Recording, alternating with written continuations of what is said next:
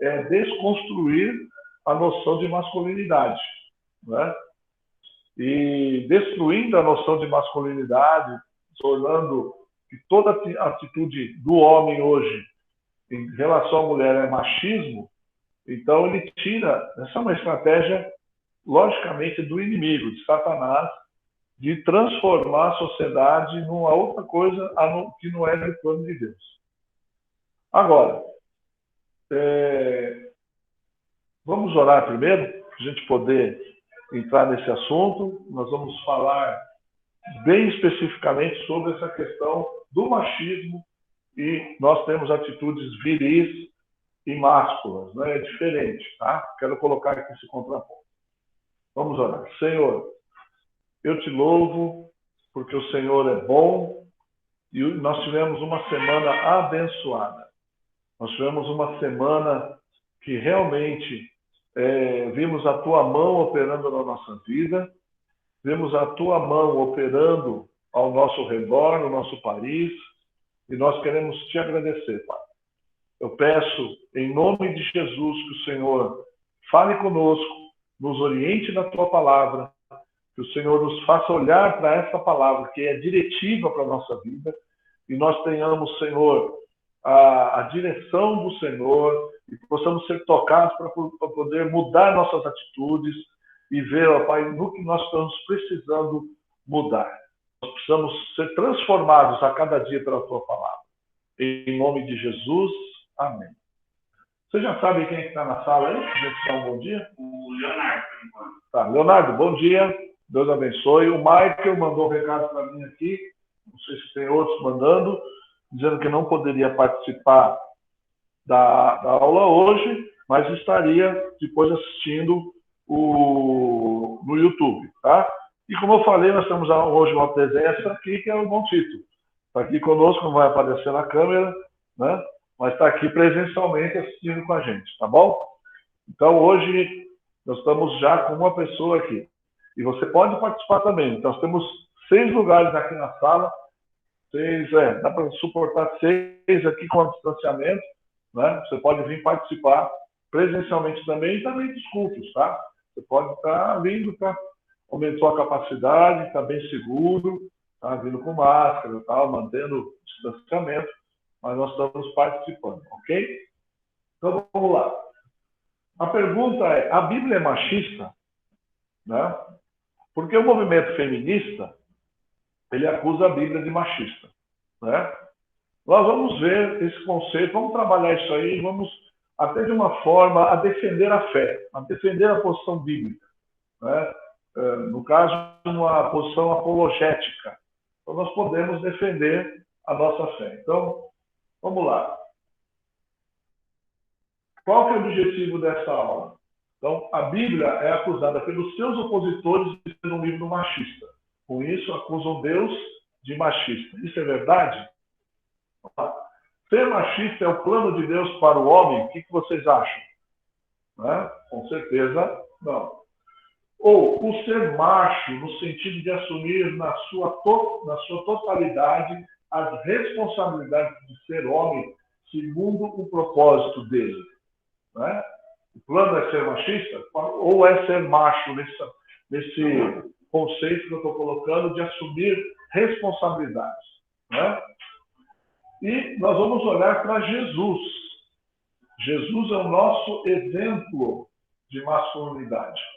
E ele não tinha traços de personalidade machista. Então, nós sempre vamos colocar como o nosso modelo a pessoa de Jesus. E como homem, mostrou que é ser homem, né? Diante do plano de Deus. Vamos lá. A Bíblia é um livro cheio de erros e de crimes. Já falar, a Bíblia ela não é perfeita. Ela é um livro que tem erros. Realmente, a Bíblia tem erros. Nós vamos ver vários erros hoje na Bíblia. Né? Nós vamos ver crimes na Bíblia. Muitos crimes acontecendo na Bíblia. Então, vamos ver alguns aqui só para exemplificar. Então, nós vemos logo no início, houve um assassinato. Né? Caim e Abel. Um crime, o primeiro homicídio.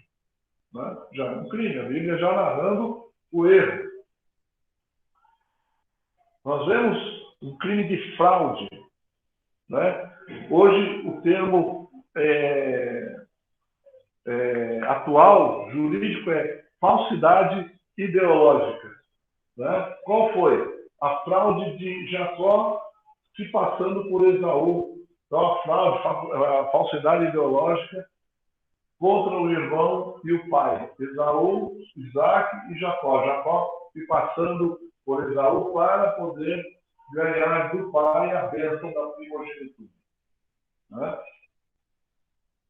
Nós vemos, assim, o próprio Jacó, que enganou, também foi enganado, né? Ele também foi vítima de um crime, de um engano, de um conchavo, né? Quando ele servia Labão, né? Então um parente engana o outro. Labão e Jacó como e Raquel, né? Jacó ele queria, se você conhece a história bíblica, Jacó queria casar-se com Raquel.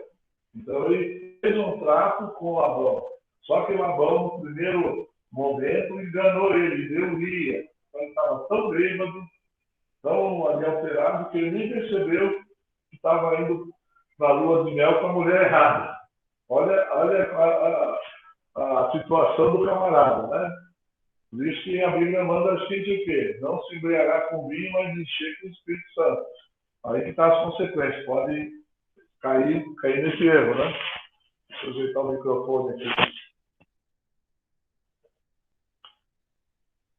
Teve também um caso sério de atentado, né, tentativa de homicídio e tráfico de pessoas. Nós vemos José e seus irmãos. Os irmãos de José, por inveja, por esse sentimento tão ruim, né, tentaram matar o irmão, não fizeram e o venderam como escravo, tráfico de pessoas. Tudo isso é crime, né? Se você for ver hoje, são situações terríveis. Imagine isso acontecendo na nossa família, né? É horrível isso. Nós vemos também aqui um caso de roubo da propriedade de Deus. Acã e Josué, lá no episódio da tomada de Jericó, né? Deus tinha proibido o povo de pegar qualquer coisa na cidade de Jericó. Qualquer bem, qualquer despojo de guerra. E Acã desobedeceu e roubou lá ouro, prata e uma capa babilônica, escondeu e depois foi descoberto, né? Houve uma situação de roubo. Uma bem famosa no contexto do Novo Testamento. Um assalto com lesão corporal. Né? A história do bom samaritano. Foi um crime, né? Isso acontece hoje. Né? Assalto, as pessoas sendo assaltadas e ainda apanhando e quase foi morta, né? Quase teve um latrocínio. Então são erros, são crimes que a Bíblia narra.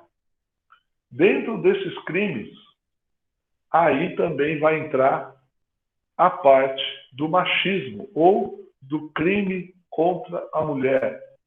E aí nós vemos crimes sexuais que fazem parte também da narrativa bíblica.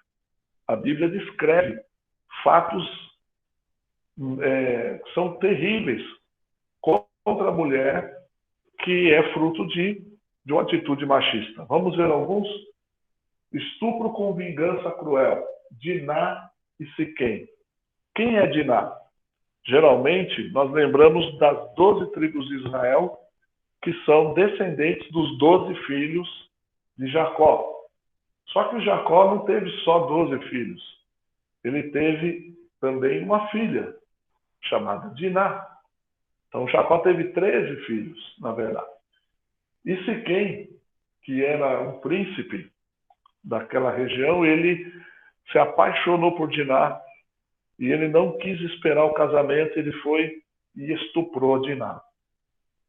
O estupro, já por si só, já é terrível. Só que houve o quê? A vingança. Uma vingança cruel. Por causa de um homem, morreu todos os homens daquela tribo. Porque os irmãos de Diná foram e efetuaram uma vingança e ainda enganando todo aquele povo, todos aqueles homens, fingindo uma aliança. né? Estupro com vingança cruel. Também nós vemos o estupro e assassinato. Se você ler lá em Juízes 19, eu até desafio você a ler Juízes 19. É um caso terrível de um estupro coletivo, uma história triste. Né? A concubina do Levita. Né? Se você ler lá, você vai ver que essa mulher, ela foi estuprada por diversos homens a noite inteira. E ela foi estuprada até a morte. É uma história triste e dramática. Né? E isso causou uma guerra entre as tribos de Israel para vingarem a morte dessa mulher. Então veja como a Bíblia mostra esses casos, os casos nos dias de hoje chamados de crime hediondo, onde a pena máxima, e muitos até pedem pena de morte para que seja punido. Né? Nós vemos outros crimes sexuais também na Bíblia. Por exemplo, o assédio sexual e homicídio cometido por Davi. Né? Foi um assédio sexual. Ele era o rei. E Batseba, até estava comentando com o irmão aqui, o Tito, sobre as novelas que hoje bíblicas, né? E eu não cheguei nem a concluir o meu pensamento. Na novela sobre Davi, né Tito? A única coisa que eu não gostei foi de que forma eles retrataram Batseba.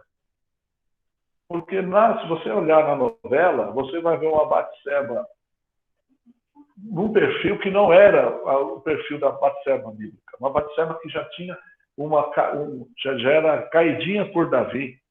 Era uma mulher que se sentia insatisfeita no casamento. O marido não dava muita atenção, colocando a culpa em Urias, né? Como o marido omisso, e ela já tinha uma quedinha por Davi. Mas a história bíblica não é bem assim. Batseba era fiel ao seu marido, a Bíblia não fala nada contrário, e Davi era o rei. Essa mulher foi assediada, foi levada, os homens, imagine, ela está na casa dela, né? E os homens batem lá, os serviçais de Davi batem lá e mandam, olha, o rei quer ver você. E ela vai, o que eu vou fazer? É o rei. E o rei vai e começa, então, a assediá-la, e ela não tinha o que fazer. A mulher, naquela época, não tinha como se defender. Foi uma atitude machista, uma atitude de você querer ser superior. E isso seguido ainda de um homicídio, porque Davi, para poder cobrir ali o seu pecado, o seu erro, né, ele tentou ali enganar, fazer com que Urias se deitasse com a mulher, porque ela ficou grávida, né, encobrir esse ato, ele não quis, e ele levou, ele mesmo, para a mão do seu comandante, uma carta de Davi ordenando que ele fosse colocado no lugar mais perigoso da batalha, e obviamente ele seria morto. Então veja que crime hediondo isso aqui. Foi uma conspiração, foi tudo algo arquitetado. Né? E na vida de Davi, que a Bíblia chama como homem segundo o coração de Deus. Veja, né? Tem um outro caso, como consequência até desse, de Davi, que foi entre a família de Davi. O estupro e a vingança entre irmãos. Os protagonistas dessa história é Amnon, Tamar e Absalão. Como Davi tinha várias esposas, então ele tinha filhos de cada uma delas. Então Amnon era filho de uma das esposas de Davi. E Tamar, filha de Davi, e Absalão eram irmãos da mesma mãe, ou seja, mesmo pai e mesma mãe. Então Amnon era irmão de Tamar por parte de pai. E ele, numa fúria incontrolável de desejo, de lascívia, sobre controlar os seus desejos, ele estuprou a própria irmã. Ele estuprou a irmã. E você olhar na narrativa bíblica, ela até apela para ele, não faça isso, meu irmão. Isso você vai me envergonhar. Pede para o rei, que era o pai, ele me dá como esposa para você. Né? Mas ele não. Ele estava louco de desejo, de paixão, e estupra a própria irmã. E assim que ele estupra, ele a despreza. Ou seja, joga ela fora como se fosse um objeto. Né? E aí o irmão, Absalão, toma vingança. E ele também arquiteta uma rebelião até contra o pai, porque Davi não tomou atitude com essa situação. Então, Davi, além disso, foi um pai omisso. Então, veja aqui a sucessão de erros, a sucessão de crimes que foi levando um caso a outro. E nós vemos que a Bíblia realmente mostra atitudes machistas. Né? Então, nós vemos egoísmo, né, que é atitude machista. Né? O homem, então, só o que eu quero, só o que eu penso. Né? A mulher tem que me seguir mesmo.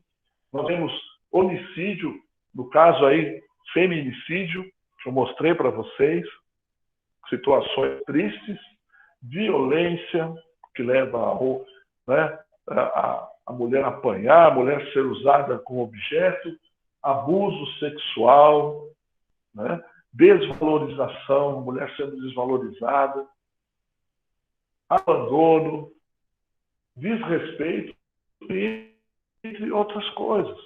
Então, a Bíblia, realmente, ela trata atos, situações machistas, cheia de erros. Agora, por que a Bíblia mostra isso? Isso prova justamente o contrário para mim. Mostra que a Bíblia é a palavra de Deus. Por quê? A Bíblia não esconde os pecados e erros dos seres humanos, tanto homens como mulheres. A palavra de Deus, ela é perfeita. Os princípios do Senhor são eternos. A Bíblia diz que eles são mais desejáveis do que o ouro fino. A palavra de Deus é inerrante e ela mostra o erro dos seres humanos. Se a Bíblia fosse um livro que fosse escrito só por homens, né, ela iria omitir o erro dos homens, mas ela não omite. Deus, desde o início, mostra a realidade dos pecados. As ações tidas como machistas são reprovadas na Bíblia.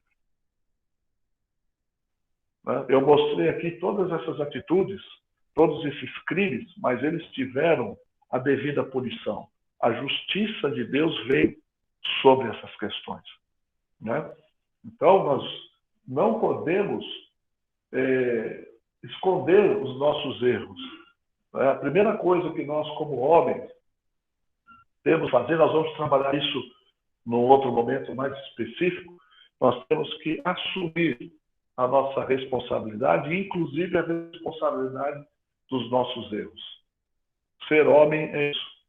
Não é ficar empurrando para os outros e empurrando para situações, para o ambiente. Eu não vou falar muito mais disso, senão eu entro no próximo assunto. Tá? Agora, veja que interessante. Deus sempre apontou para outro caminho. Então, nós vamos ver na lei mosaica, por exemplo, a lei mosaica, para quem não está acostumado com esse termo, é a lei de Moisés. Tá? A lei que Moisés ali trouxe para o povo de Israel, quando Israel saiu do Egito para ser formada uma nação. Era um bando de pessoas, era um grupo de pessoas que precisava de uma lei para normatizar as relações pessoais entre eles. Então, Deus foi dando para Moisés essa lei. E na lei mosaica, nós vamos ver, eu gostaria até que você lesse, anotasse os textos, Deuteronômio 21, 10 e 14, tem lá normas de como tratar as prisioneiras de guerra. Por quê? Era normal, nas guerras, o povo que vencesse as guerras, eles tomavam as mulheres daquele povo, estupravam, tratavam elas como lixo, como escravos. Deus falou, Israel, você não vai fazer isso. Então tem lá as leis sobre as prisioneiras de guerra. Elas deviam ser com respeito. Se alguém quisesse tomar uma mulher prisioneira de guerra, teria que casar com ela. teria que honrá-la, tomá-la como esposa. Então eu estou te mostrando que aquilo que o machismo, que é a distorção do ser homem, né, que é pecado. Então Deus está mostrando aqui, através das leis mosaicas, que era apenas um caminho, que era o começo de uma elevação moral, porque nós vamos ver que a lei mosaica apontava depois para Jesus, que é o nosso padrão, nós vamos ver daqui a pouco, era para começar o quê? A olhar a mulher com outros olhos. Olhar a mulher como um ser que Deus criou e que tem o seu valor. Nós vemos também em Deuteronômio 22, normatização sobre os crimes de estupro. Então, o crime de estupro, ele passou a ser punido. A mulher estuprada, ela tinha agora um direito de se defender, uma lei para protegê-la, em alguns casos. Tá? Deuteronômio 24, 5, você vai ver lá, se você ler esse texto, vai falar que o homem que tomasse uma mulher para ser sua esposa, ele tinha direito, irmão Tito, de ter 1 ano de licença do trabalho do serviço militar. E o texto diz, para agradar a mulher que ele escolheu. Isso sim que é uma lua de mel. Pensou tirar uma lua de mel de 1 ano aí livre? Né? Você ia gostar. A cara ia gostar, a esposa ia gostar. Muito.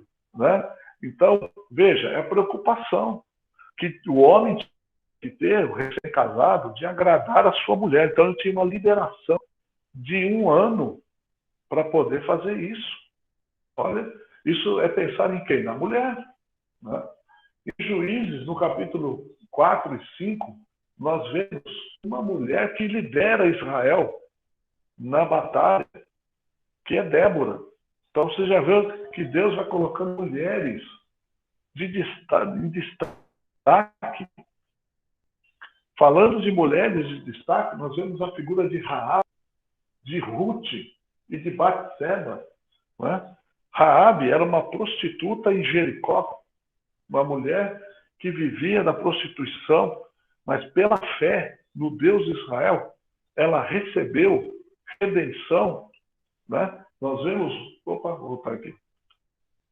Ruth, moabita, não era do povo de Israel, e pela sua fé no Senhor, ela também foi redimida, viúva, depois foi resgatada por um homem bom, que era Boaz, e Batseba, que foi, nós falamos lá atrás, que foi abusada sexualmente, ainda teve que fazer parte de uma conspiração.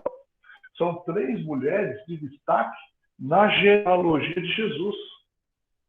Né? Se você for ver Raabe, ler lá o texto da genealogia de Jesus em Mateus e também em Lucas, nós vamos ver que Raabe, ela concebeu de Salmo a Boaz. E Boaz foi depois o resgatador de Ruth. E eles eram da tribo de Judá. Depois Batseba também e Davi, o filho de Batseba e Davi, Salomão, foi o próximo rei. Então todos eles fizeram parte da genealogia de Jesus.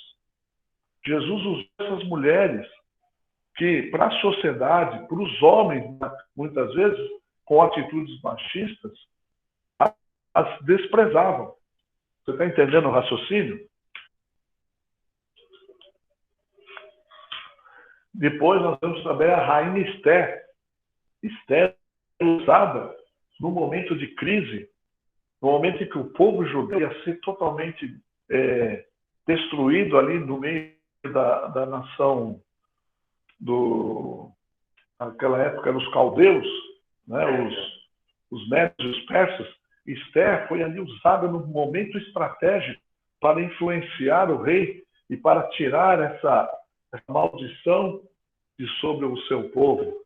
Então vemos que Deus foi ali mudando na lei mosaica, no Velho Testamento, que muitas vezes aponta para o novo, né, figurativamente, aponta para o novo até chegarmos em Jesus, no padrão que Jesus ia estabelecer agora para nós no Novo Testamento. Ok? Então nós vamos ver agora como Jesus tratava as mulheres. Primeira coisa, a atitude de Jesus era que as mulheres eram pessoas adultas e independentes e não como seres de segunda classe. Jesus nunca tratou as mulheres de forma que é hoje. Tá? Vamos ver alguns exemplos. Primeiro, as convenções sociais e religiosas não pautavam as ações de Jesus com as mulheres. Havia, na época de Jesus, essas convenções sociais e religiosas, coisas que os fariseus incluíram na lei. Mas Jesus, ele não estava submisso, ele não estava sujeito a essas coisas. Jesus, ele é Senhor e ele veio mostrar qual é o padrão que nós devemos ter. Então, no primeiro caso, lá em João 4, para quem conhece aí, sabe a história bíblica, Jesus estava falando com a mulher samaritana que foi tomar água no poço onde Jesus estava descansando. Tá? Havia uma convenção social e religiosa que era proibido o homem conversar com uma mulher publicamente que ela não fosse a sua esposa. Né? E nós vemos na narrativa bíblica Jesus conversando com essa mulher e ela até estranha, porque como você sendo judeu, né, pede água para mim sendo mulher samaritana, conversa, inicia um diálogo. Jesus olhou para aquela mulher e iniciou um diálogo com ela, que era contra uma convenção social. Então Jesus olhou para quê? Para a necessidade dessa mulher. E aí a história você vai ver. Né? Ele trata a questão da intimidade da vida daquela mulher. Ele fala sobre a sua vida íntima. Aquela mulher que já tinha tantos maridos, não tinha encontrado ainda, né, razão para viver e encontra agora em Jesus. A maneira como Jesus trata essa mulher, por fora das convenções sociais.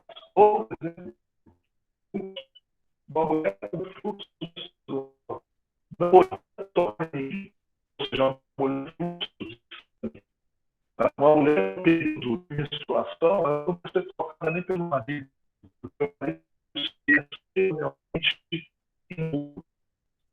Mas essa mulher, pela fé, em Marcos capítulo 5, ela vai e toca em Jesus. Jesus vai toda a pessoa está sendo por Jesus por tantas pessoas, eles sentiam diferente. E aquela mulher logo pensou por causa da ação do machismo, e ela seria então apenas, né? Essa mulher até maltratada, mas quando Jesus chega para ela e diz para ela assim, vai, a tua fé te salvou, te curou, porque o poder da cura de Jesus, o poder do Filho de Deus, ele vai e cura. Jesus, ali naquele momento, está dizendo que era tão alvo do amor de Deus por todos nós, que a mulher é alvo também da Deus. Um ser de segunda categoria. Né? Um outro exemplo, muito forte também, João capítulo 11, fala da mulher que foi acusada de adultério e apedrejada. E outra, né? Os acusadores chegaram a Jesus falaram que essa mulher foi pega no ponteiro.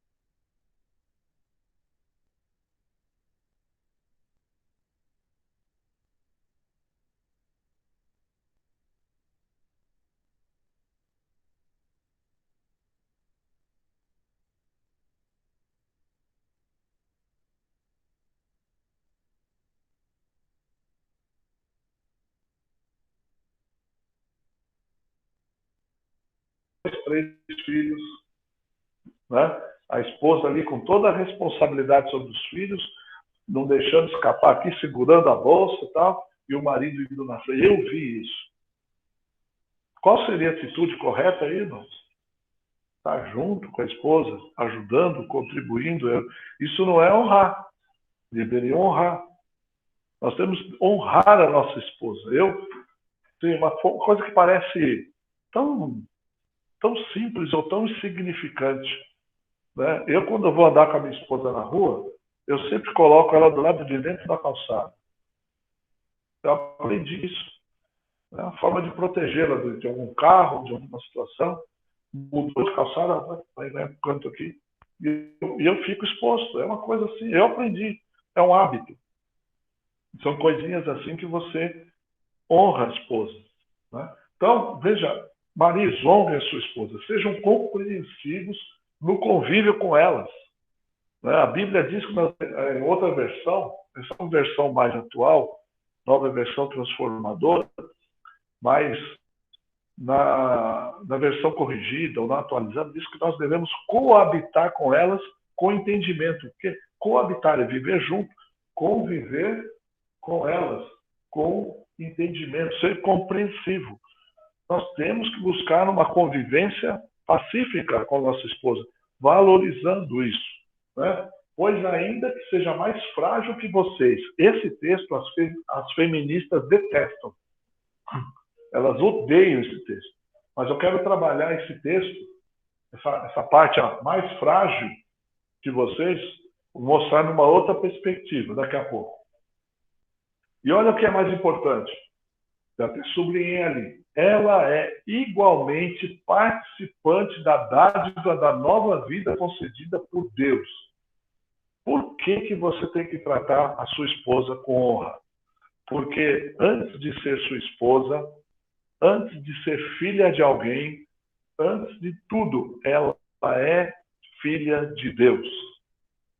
Ela é alvo, como diz, participante da mesma bênção da vida eterna, da salvação que há em Cristo Jesus. A salvação que Jesus comprou na cruz e pagou não é só para nós homens. Acorda aí, se você achava que nós tínhamos alguma primazia, esquece, a mulher também. E outros textos que Paulo fala, que para Deus não há mulher, diferença entre mulher e homem, porque ela também é participante da mesma dádiva. Ela também é alvo da graça, do amor de Deus em Cristo Jesus, lá na cruz do Calvário. Jesus morreu pelas mulheres, Jesus morreu por todos os seres humanos. Então, nós temos que respeitá-las, nós temos que amá-las, porque, antes de mais nada, elas são filhas de Deus, são nossas irmãs da fé, né? O mesmo céu que eu anseio ir, a minha esposa também vai, porque ela também tem essa fé.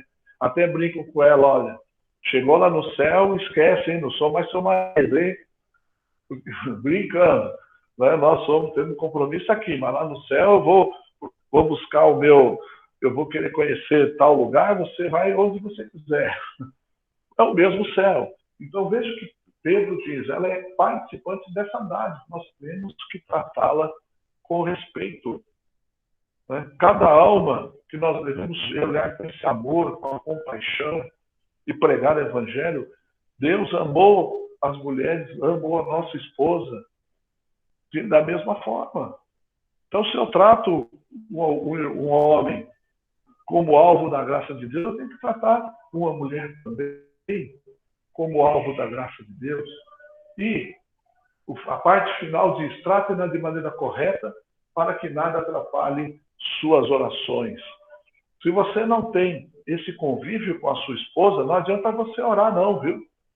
Se você não trata a sua esposa com honra, com respeito, né, olhando para ela como uma irmã em Cristo Jesus, não adianta você ir lá orar, que Deus não vai ouvir tua oração. A sua oração será interrompida. Deus não vai nem dar, não vai até você consertar essa situação. É isso que está dizendo o texto.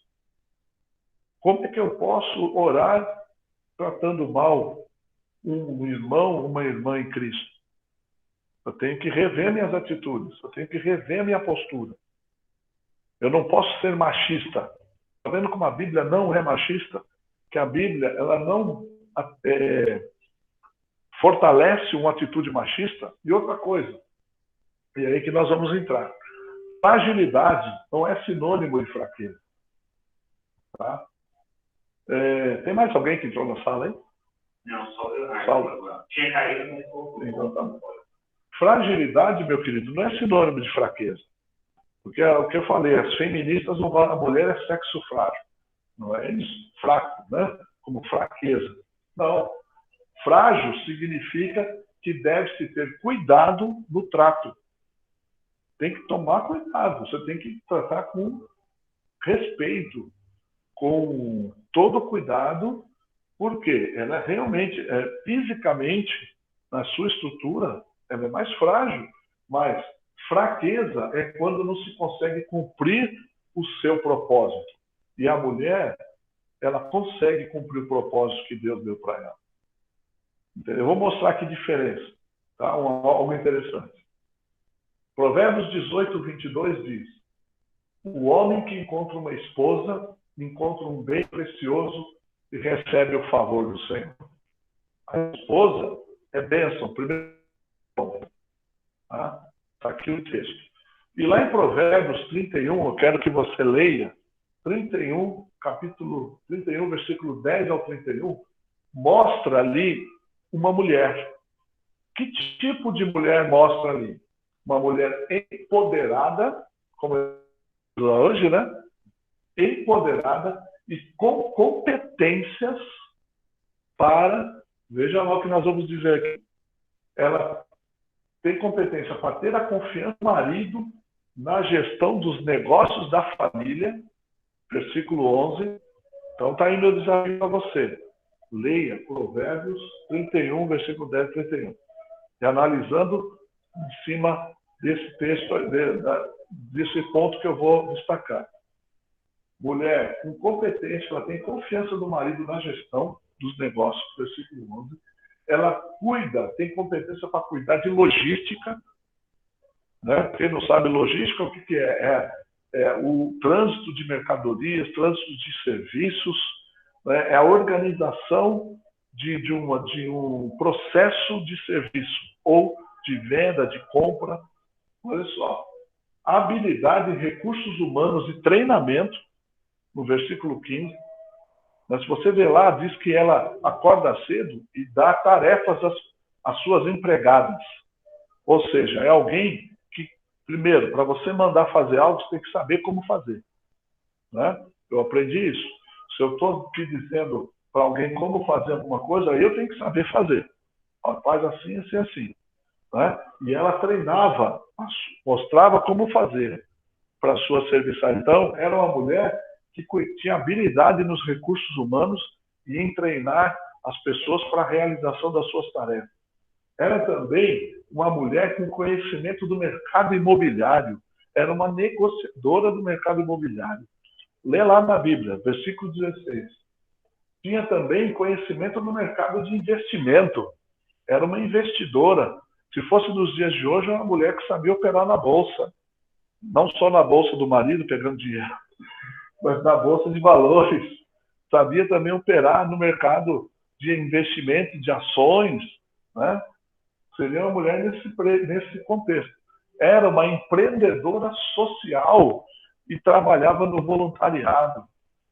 Né? Olha, cuidava também, não era só da sua casa, ela olhava para os necessitados, ela era voluntária na igreja, voluntária no empreendimento social. Né? Era uma mulher que a sua gestão trazia credibilidade aos negócios da família. Versículo 23. Olha, uma mulher com esse perfil todo. Olha as competências que essa mulher tem. E no meio de tudo isso, você vai ver ali, entremeado nos textos, que ela ainda tinha um papel de esposa, de mãe e de serva de Deus. Agora eu pergunto, uma mulher assim é fraca? É fraca, irmão? É fraca? É fraca? Não. Então Deus mostra aqui o potencial que a mulher pode atingir. Então, eu não vou dizer que hoje uma mulher que sai para trabalhar, ela está errada. Não. Hoje o contexto é esse. A mulher tem competência, sim, mas não pode perder o foco do seu papel. E nós, como homens, temos que dar apoio. Se você for ver, nesse texto, você vai ver que tudo aquilo que ela trabalhou ali, né, tinha como alvo o quê? A sua família. Ela e o marido eram parceiros na construção da sua família, do crescimento da sua família. Então, queridos, atitudes de macho, atitudes másculas, nós devemos ter e olhar na Bíblia e ver que a Bíblia, ela nos manda ter essas atitudes. É dever do homem guardar, proteger e livrar as mulheres do mal. É nosso dever. Proteger a mulher quando precisar. Não é uma atitude machista. Você proteger a mulher quando ela precisar. Tratar com dignidade e afetividade não é atitude machista, como muitos querem distorcer. Proteger alguém é um ato de amor, afeto e respeito. Você prova que você tem afeto, respeito e amor por essa pessoa. Amém? Está na hora de a gente concluir e ver aqui algumas aplicações, né? Então, primeiro, no seu contexto, a Bíblia condena o machismo. Nós vimos isso. Ela mostra atitudes machistas, mas não as aprova e nem as potencializa e as incentiva a praticar. Por quê? Porque o machismo é acepção entre gêneros. E a Bíblia diz que não podemos fazer acepção de pessoas.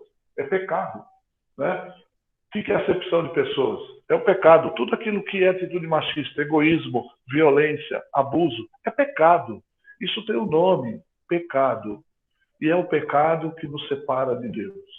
Então, o pecado distorce todos os relacionamentos, todos.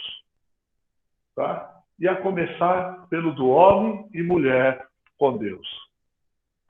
Se você, meu irmão, se você se viu tendo atitudes machistas, repense a tua vida. É pecado. E pecado só tem um jeito de resolver. É indo aos pés do Senhor pedindo perdão. Se você quer mudança de vida, e se você sente esse desejo, já é um trabalhar do Espírito Santo na tua vida, então continue. Vá aos pés do Senhor, peça perdão, reavalie a tua postura. Porque isso é pecado. Então, vamos dar o nome correto, né? Portanto, atitudes machistas são consequências do pecado, por isso desaprovadas por Deus. A Bíblia contém a narrativa de várias ações machistas, justamente porque ela não varre o mal para debaixo do tapete. A Bíblia mostra essas ações, mas para expô-las, para que a luz venha e expondo possa ser tratado. A Bíblia diz que o mal, o pecado, as trevas, elas não gostam da luz, porque a luz revela as suas más obras. Mas a palavra de Deus é luz sobre o pecado, para desfazer o pecado. Então, se a palavra de Deus está lançando luz sobre a tua vida agora para expor essa situação, tome uma atitude, e uma atitude de homem. E a atitude de homem é assumir responsabilidades pelo que nós fazemos e mudar, ok? Como homens cristãos, vemos em Cristo nosso referencial de atitudes no relacionamento com as mulheres. Sejam nossas esposas, mães, irmãs, filhas e amigas. Então nós temos que olhar para Cristo e ver como Jesus Cristo trataria tal coisa, tal pessoa. Né? Ser macho e não machista significa ter atitudes honradas, protetivas e amorosas com as mulheres de forma a, em primeiro lugar, glorificar a Deus como manda a sua palavra. Texto aqui que eu gosto muito, 1 Coríntios 10, quer vocês comam, quer bebam, quer façam qualquer outra coisa, eu devia ter sublinhado ali, qualquer outra coisa, façam para a glória de Deus. Ou seja, tudo que nós vamos fazer tem que ter por finalidade glorificar Deus. Então, quando você trata bem, atitudes honradas, protetivas, amorosas, com a sua esposa, com as mulheres, com as pessoas, você está honrando a Deus, está glorificando a Deus, está mostrando um contraponto. Amém, meus irmãos? Acho que nós terminamos aqui. Então, com isso, nós temos um desafio: ser macho, né, do sexo masculino e não machista. Machismo, a Bíblia não incentiva, mas sermos machos. E que Deus tenha falado ao teu coração. Amém? Vamos orar para encerrar? Pai querido, amado, te louvamos em nome de Jesus e que a tua palavra venha ser luz sobre, ó Deus, nossas vidas agora, revelando o que o Senhor deseja de nós. Muito obrigado, Pai, pela vida de todos que participaram, daqueles que ainda vão assistir essa aula. E em nome de Jesus, fica conosco, Pai. É o que eu te peço, te agradeço. Amém. Não se esqueça de se inscrever lá no link das aulas, porque daí você tem lá a informação do teu e-mail, tem a informação do teu WhatsApp, e eu posso mandar material para você depois estudando novamente, se aprofundando mais, ou compartilhar alguma impressão que você teve, alguma dúvida, alguma coisa que você precisa ter um maior esclarecimento, tá bom? Que Deus abençoe, irmãos. Até semana que vem. Nós vamos, durante a semana, falando no grupo. Tá joia? Um abraço. Que Deus te abençoe.